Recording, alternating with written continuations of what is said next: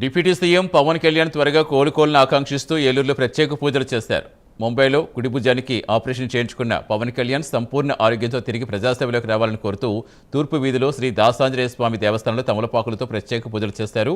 జిల్లా legal cell అధ్యక్షులు నిమ్మల జ్యోతికుమార్ ఆధ్వర్యంలో జరిగిన ఈ కార్యక్రమంలో APSRTC Vijayawada zonal chairman, Eluru నియోజకవర్గ జనసేన ఇన్ఛార్జ్ రెడ్డి అప్పలనాయుడు, సీనియర్ నాయకులు నరశేషు తదితరులు పాల్గొన్నారు. పవన్ కళ్యాణ్ జరిగిన ఆపరేషన్ విజయవంతం కావడం పట్ల అప్పలనాయుడు హర్షం వ్యక్తం చేశారు. భగవంతుడి ఆశీస్సులతో ఆయన త్వరగా కోలుకుని మరింత ఉత్సాహంతో ప్రజాసేవలోకి రావాలని ఆకాంక్షించారు.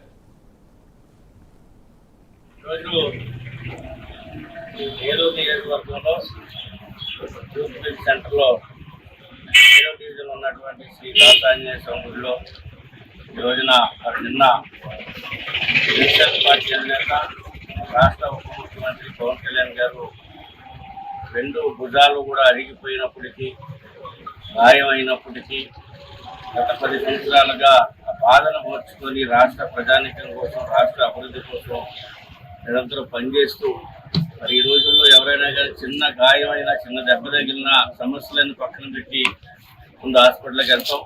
కానీ పవన్ కళ్యాణ్ గారు అది అన్నీ మర్చిపోయి ప్రజల కోసం పనిచేస్తున్నటువంటి మనిషి. వారు నిన్న ఉదయమే ధీరుభాయ్ అంబానీ హాస్పిటల్ బాంబేలో ఆపరేషన్ జరిగింది. విజయవంతమైనందుకు అందరూ కూడా